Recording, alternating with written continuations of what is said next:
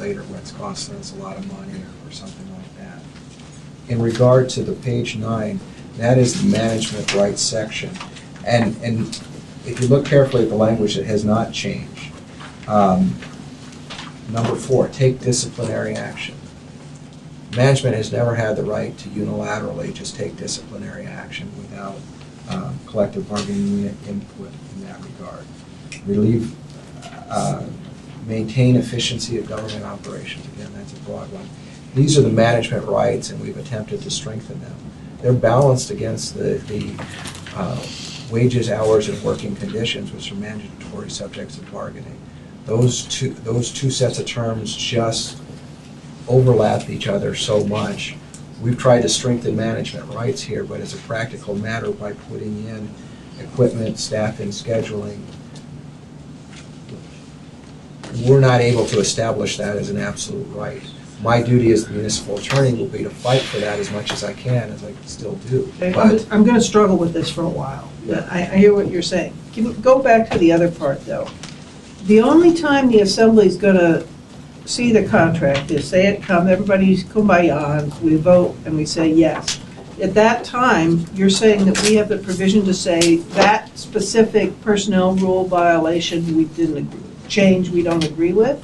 That's a line item into the contract? No, it's not. I don't think anyone is intending it as a Could you line read item. that section again? What page again, Mr. King? 29. So the old code allowed substitution of the personnel regulations through the contract. Okay. What we're saying is that can be done, but only upon your specific approval. Yeah, I read that. I just don't know how the heck you're going to do that. So, for example, we present to you all the time Side letters, for example. And so to the extent that there's an issue where the union needs something, we need something with the union worked out, and it may not be specifically allowed by the personnel rules, or personnel rules are unclear, or something like that, we do a side agreement. We present it to you, and you approve it or not.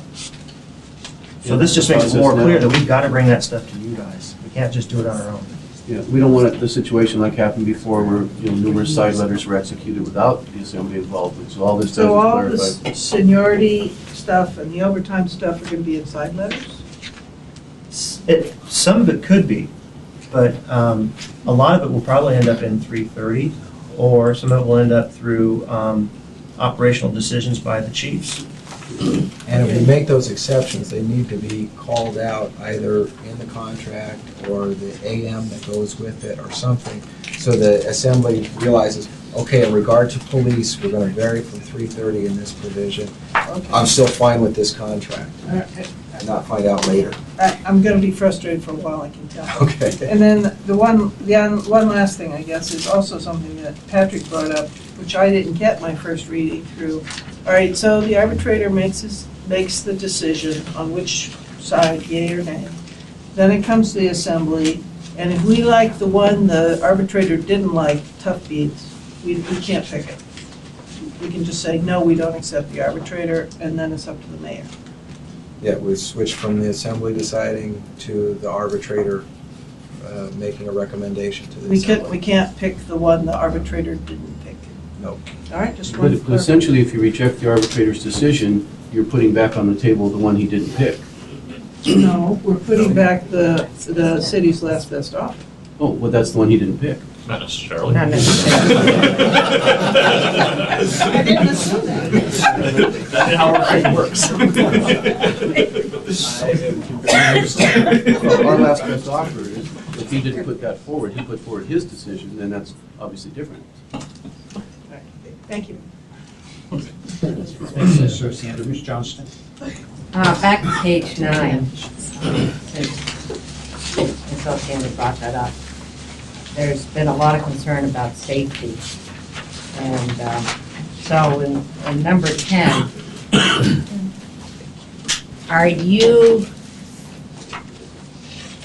with this disallow in the bargaining process some safety language from the employees or some approach to safety? It's not entirely disallowing it from the bargaining process. Where this would primarily come in is those terms that are not defined in the contract. When we're looking at perhaps implied terms or agreements or that kind of thing. What is happening here is we are still subject to, well, we're going to still have our safety committees for starters. Moving up the line, we still have industry standards, state, federal standards. We still have a municipality that values its employees and has to pay for losses, either directly or indirectly with the insurance. So the municipality is going to be just as safe, but what we are trying to do is expand management rights on ultimately when you have to make this determination of the equipment. The 4-pack, 3-pack issue is one of them, but more importantly, where to assign those engines, that's ultimately with the people that are responsible for carrying out the operations of the department. I would point out that the chief of police, the fire chief, and all their deputies are folks that came up through the lines. They know what the safety issues are, and they know what's important for their employees. So take, for example, if you had a fire chief who's has a rig, and that fire chief is sick, and would it be management's option to have that rig go out without a fire chief? Me, Captain. Captain, I mean. Sorry. Or if, let me put that in another way. Say it was, if something like that was part of the agreement, CAB, would that take care of that situation? Or would this trump that? I don't know enough about operations to really. But and maybe that isn't, but I'm just saying, what I read or what I'm hearing from you is as you go to the negotiating table, this is the structure that the administration is going to the negotiating table with. And the union has their structure that they're going to the negotiating table with. It doesn't necessarily mean that there could be some safety aspects that come to us as a contract that maybe would allow for less flexibility in management if we accepted it. Am I correct? So is it a negotiable, I'm saying, is it a negotiable term?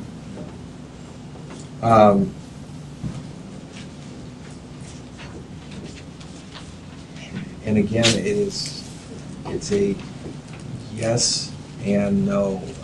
There is some room for negotiation, and certainly the assembly has the overall power too to set policies.